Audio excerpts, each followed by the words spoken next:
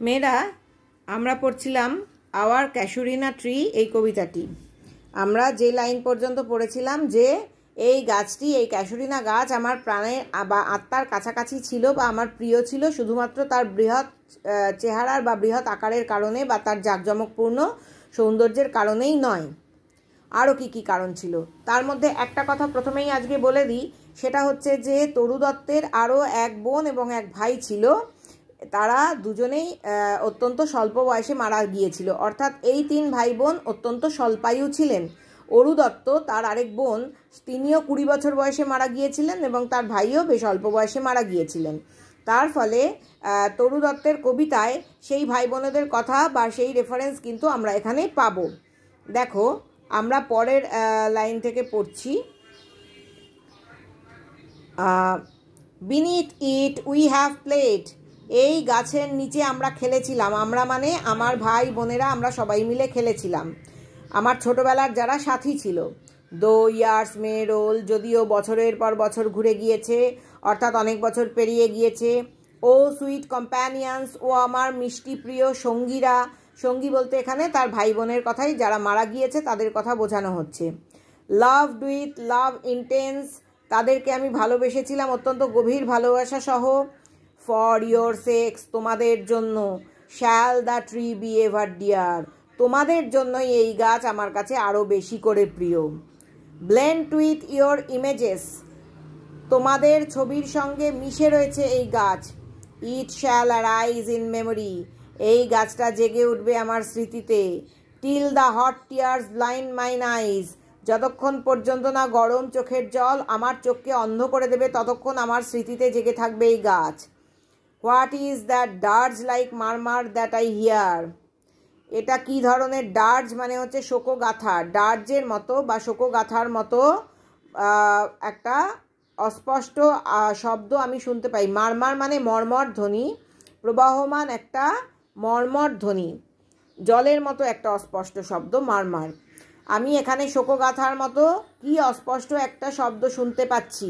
Like the sea breaking on a single beach, ঠিক যেন সমুদ্রের ঢেউ ভেঙে পড়ছে একটা নুড়ি পাথর বিছানো বিচের ওপর বা সমুদ্র তটের ওপর। কিসের আওয়াজ, আমি কি শোকগাথার মতো জলের অস্পষ্ট একটা আওয়াজ আমি শুনতে পাচ্ছি, ঠিক যেন সমুদ্রের ঢেউ ভেঙে পড়ছে নুড়ি পাথর বিছানো সমুদ্র তটের ওপর। সেই আওয়াজটা কি? It is the trees lament, এটা হচ্ছে এই গাছের বিলাপ। অ্যান ইরি স্পিচ, একটা অতিপ্রাকৃত বক্তব্য, একটা অতিপ্রাকৃত বার্তা। অর্থাৎ গাছের কোনো আওয়াজ আমরা কি সত্যি সত্যি শুনতে পাই? শুনতে তো পাই না, কিন্তু এখানে বোঝানো হচ্ছে গাছটা নিজেই যেন জীবন্ত প্রাণ হয়ে উঠেছে। এমনিতে তো আমরা জানি গাছের প্রাণ আছে, আচার্য জগদীশচন্দ্র বসু প্রমাণ করে দিয়েছিলেন ক্রেস্কোগ্রাফ যন্ত্রের মাধ্যমে। কিন্তু এখানে আমরা যেটা বুঝতে পারছি, কবি পার্সনিফাই করেছেন এই গাছকে এবং বলছেন গাছ বিলাপ করছে মানুষের মতো এবং একটা অতিপ্রাকৃত বক্তব্য রাখছে। That haply to the unknown land may reach, যেটা হঠাৎ বা দৈবাৎ হঠাৎ করে কখনো কখনো অজানা কোনো লোকে যেন পৌঁছে যেতে পারে। অজানা কোনো জায়গায়, অজানা কোনো লোকে, আমরা যেরকম ইহলোক পরলোক বলি, সেইরকম অজানা কোনো লোকে এই গাছের বিলাপ যেন পৌঁছে যেতে পারে হঠাৎ করেই বা দৈবাৎ বা দৈবক্রমে। Unknown yet well known to the eye of faith, অজানা, বার্তাটা অজানা, কোন বার্তা পৌঁছে যাবে সেই বার্তা কি আমরা জানি না, অজানা আমাদের কাছে। Yet well known to the eye of faith, কিন্তু বিশ্বাসের দৃষ্টিতে এটা অত্যন্ত সুপরিচিত যে শোকবার্তা, যারা আগে ওই গাছের নিচে খেলতো তারা এখন আর কেউ নেই, সেই শোকগাথা শোকবার্তা পৌঁছে যাবে অজানা লোকে, এবং এটা আমরা বিশ্বাসের দৃষ্টিতে দেখতে পাচ্ছি। অত্যন্ত সুপরিচিত একটা চিন্তাভাবনা, কিন্তু আমরা জানি না, আমাদের কাছে আসলে বিষয়টা অজানা, কিন্তু এটা আমাদের বিশ্বাসের দৃষ্টিতে যেন খুবই সুপরিচিত বিষয়।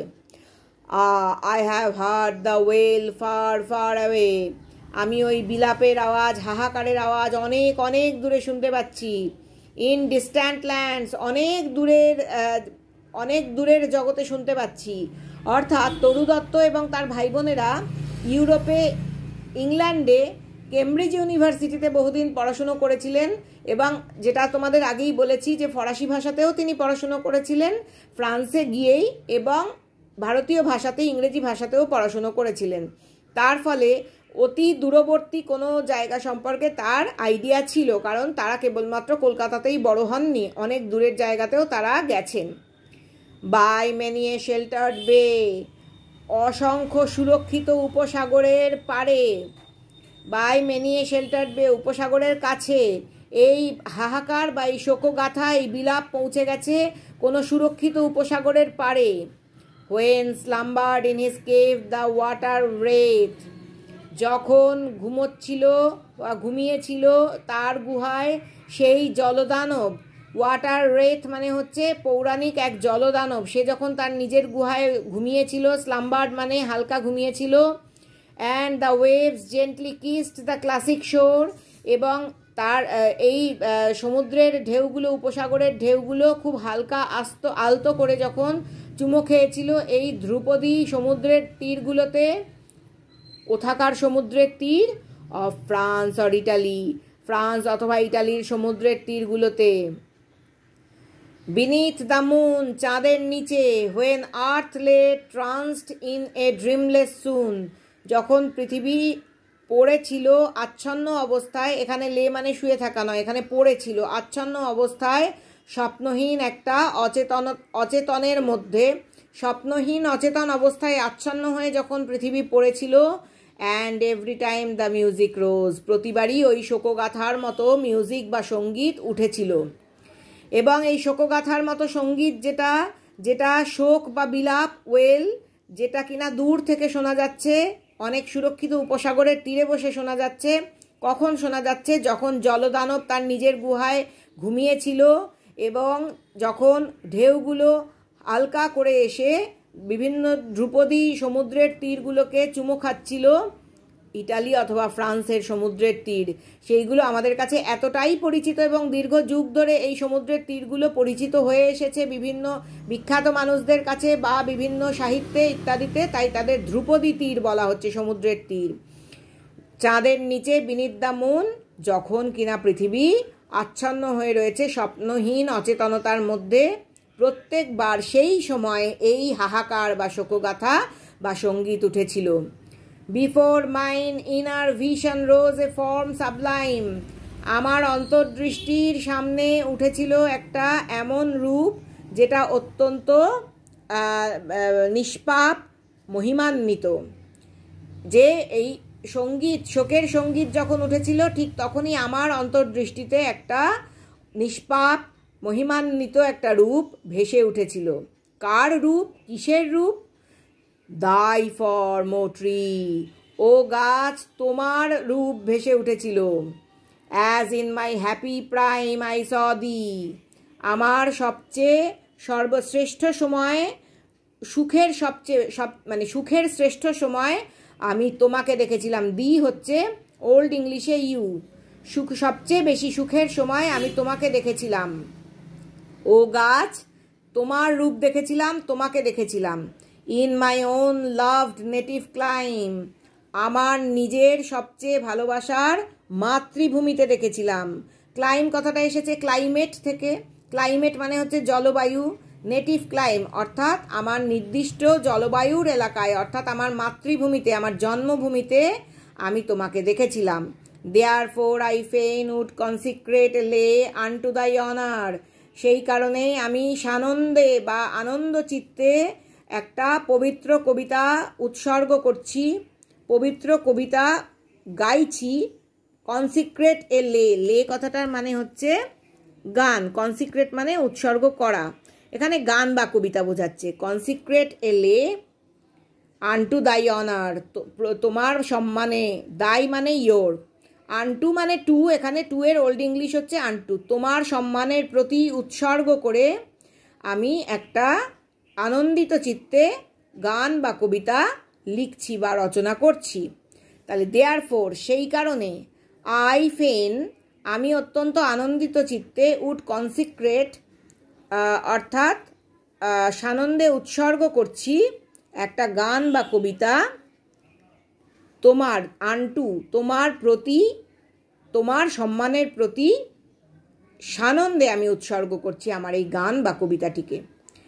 Tree beloved of those who now in blessed sleep, গাছ সেই সমস্ত মানুষদের তুমি প্রিয় ছিলে, who now in blessed sleep যারা এখন আশীর্বাদধন্য ঘুমে ঘুমিয়ে পড়েছে, অর্থাৎ যারা মারা গিয়েছে, অর্থাৎ তরু দত্ত তার নিজের ভাই বোনেদের কথা বোঝাচ্ছেন এখানে।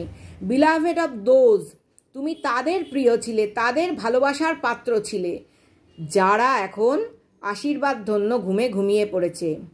For I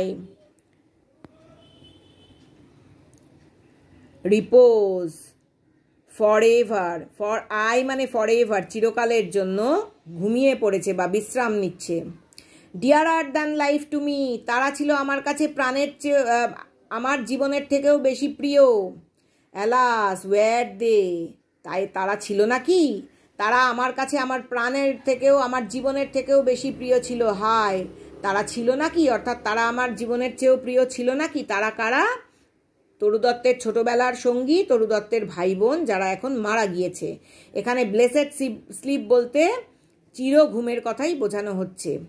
messed thou be numbered when my days are done, তোমাকে গণ্য করা হবে। মেস্ট হচ্ছে মেয়ের পুরনো ওল্ড ইংলিশ, দাউ ইউ, তোমাকে গণ্য করা হবে বিশেষভাবে যখন আমার দিন শেষ হয়ে যাবে। ডেজ আর ডান, আমার দিন শেষ হয়ে যাবে, অর্থাৎ আমিও মারা যাব বা আমি মারা যেতে বসবো, সেই সময় তোমাকেও বিশেষভাবে গণ্য করা হবে। উইথ ডেথলেস ট্রিজ, সেই সমস্ত মৃত্যুহীন গাছেদের সঙ্গে তোমাকে গণ্য করা হবে। লাইক দোজ ইন বোরোডেল, সেই সব গাছেদের মতো করে তোমাকে মনে রাখা হবে যে গাছগুলো বোরোডেল এলাকায় রয়েছে। বোরোডেল হচ্ছে ইংল্যান্ডের এমন একটা জায়গা যেখানে অত্যন্ত প্রাচীন কিছু ইউ গাছ রয়েছে, যে ইউ গাছগুলো অত্যন্ত বিখ্যাত এবং সেই ইউ গাছগুলোকে নিয়েও প্রচুর কবিতা লেখা হয়েছে যেহেতু প্রাচীন। তোমরা নিশ্চয়ই যারা আমাদের এখানকার বোটানিক্যাল গার্ডেনে গেছো, বোটানিক্যাল গার্ডেনে দেখবে একটা অতি প্রাচীন বটগাছ রয়েছে, যে বটগাছের মূল কাণ্ডটা নষ্ট হয়ে গেছে, কিন্তু সেই গাছের ঝুড়ি যা নেমেছে সেই ঝুড়িগুলোই এখন অনেকগুলো প্রকাণ্ডভাবে দাঁড়িয়ে রয়েছে ওই গাছটাকে ধরে রেখে, এবং সেই গাছটাকে আমরা স্মৃতিতে রেখেছি কেবলমাত্র তার প্রাচীনত্বের জন্যই। এই বোরোডেল এলাকাতেও এমন কতগুলো প্রাচীনতম ইউ গাছ রয়েছে, সেই ইউ গাছগুলো অমর হয়ে গেছে প্রায়, এবং সবাই সেই ইউ গাছগুলোকে মনে রাখে, তাদেরকে নিয়ে প্রচুর কবিতাও লেখা হয়েছে। এই ক্যাসুরিনা গাছকেও তরু দত্ত বলছেন যে তোমাকেও সবাই বোরোডেলের ওই প্রাচীন গাছগুলোর সঙ্গে গণ্য করবে, অর্থাৎ তোমাকে সম্মান করবে মৃত্যুহীন গাছ হিসেবেই। Under whose awful branches lingered pale, যার অত্যন্ত সারা মানে কি বলবো, অফুল ব্রাঞ্চেস আশঙ্কা জাগানো বা শঙ্কা জাগানো যে সমস্ত গাছের শাখাগুলো রয়েছে, অফুল ব্রাঞ্চেস, অর্থাৎ তোমরা তো সবসময় বিভিন্ন ইয়েতে লেখো, কি বলবো, কমেন্টে লেখো যে অফুল, হ্যাঁ, অসাম, অফুল, এখানে অফুল মানে ভয় জাগানো, ভয় জাগানো। শাখা প্রশাখাগুলোর নিচে বিবর্ণ পেল ফ্যাকাশে হয়ে রয়েছে এবং ঘোরাফেরা করে চলেছে, মানে আমরা ঘোরাফেরা করেছি এক সময়। ব্রাঞ্চেস লিঙ্গার্ড পেল, আমাদের বিভিন্ন ম্লান বিবর্ণ চেহারাগুলো যারা এখন আর বেঁচে নেই, সেই সমস্ত মানুষেরা এক সময় তোমার নিচে দীর্ঘ সময় ঘোরাফেরা করেছে, দীর্ঘ সময় কাটিয়েছে। ফিয়ার আতঙ্ক বা ভয়, ট্রেমলিং হোপ কম্পমান আশা, অ্যান্ড ডেথ মৃত্যু, দ্য স্কেলিটন কঙ্কাল। এর পরের লাইনটা কিন্তু একটা এটা আমাদের কবিতার লাইনই নয়, এটা একটা লিঙ্ক এখানে দিয়ে দেওয়া হয়েছে, কোনোভাবে ছাপার ভুলে এসে গেছে এখানে।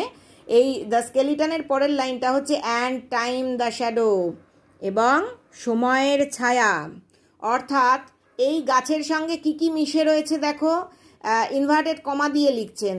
ফিয়ার, ট্রেমলিং হোপ, আশঙ্কা বা ভয়, কম্পমান আশা, মৃত্যু, কঙ্কাল এবং সময়ের ছায়া।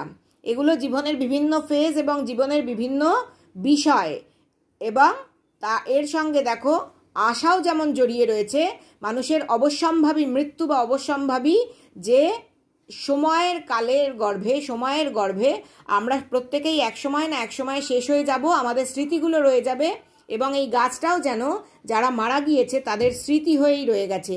এই স্মৃতির প্রতি রেফারেন্স এবং এই স্মৃতিগুলো দীর্ঘকাল ধরে এই গাছের সঙ্গে জড়িয়ে রয়ে যাবে, এবং এই গাছের কথা বললেই সকলেই এই যে সমস্ত আবেগগুলো, যে ভয়, কম্পমান আশা, যে আশা পূরণ হতেও পারে নাও হতে পারে, মৃত্যু, কঙ্কাল, একেবারে বাস্তব জিনিস, অর্থাৎ মৃত্যুর পরের অবস্থাটা কি আমাদের প্রত্যেকের, যে স্কেলিটনে একসময় পরিণত হব, এবং সময়ের ছায়া যা কিনা আমাদেরকে প্রতি মুহূর্তে গ্রাস করছে, এই প্রত্যেকটা অতি কঠিন বাস্তব বিষয় এই ক্যাসুরিনা গাছের সঙ্গে জড়িয়ে রয়েছে। And though weak the verse that would thy beauty feign, যদিও আমার এই কবিতাটা, যেটা আমি তোমাকে উদ্দেশ্য করে লিখছি বা যেটা আমি তোমার স্মৃতিকে মনে রেখে লিখছি, সেই কবিতাটা খুবই দুর্বল। that would thy beauty feign, যেটা কিনা তোমার সৌন্দর্যকে, দায়ী মানে ইউর, তোমার সৌন্দর্যকে উপাসনা করবে বা পুজো করবে। ও ফেন রিহার্স, বারে বারে তোমাকে উপাসনা করার পুনরাবৃত্তি করবে, রিহার্স মানে পুনরাবৃত্তি করবে। May love defend thee from oblivion scars, আমার ভালোবাসা তোমাকে রক্ষা করুক ওই বিস্মৃতির অভিশাপ থেকে। অবলিভিয়ান কথাটার মানে এখানে অবলিভিয়াস মানে হচ্ছে যাকে ভুলে যাওয়া হয়, অ্যাডজেক্টিভ, এখানে অবলিভিয়ান এমনভাবে নাউন করা হয়েছে যেন মনে হচ্ছে এ একজন পার্সন। হ্যাঁ, অবলিভিয়ান স্কার্স, বিস্মৃতি। অবলিভিয়ান কথার অর্থ হচ্ছে বিস্মৃতি, কার্স মানে অভিশাপ। আমার এই কবিতা অত্যন্ত দুর্বল, যেটা কিনা তোমার সৌন্দর্যকে উপাসনা করে এবং উপাসনার পুনরাবৃত্তি করে, এবং আমার ভালোবাসা যা এই কবিতার মাধ্যমে প্রতিফলিত হচ্ছে তা তোমাকে বিস্মৃতির অভিশাপ থেকে রক্ষা করুক। ঠিক আছে, বোঝা গেল? আশা করি বুঝতে পেরেছো।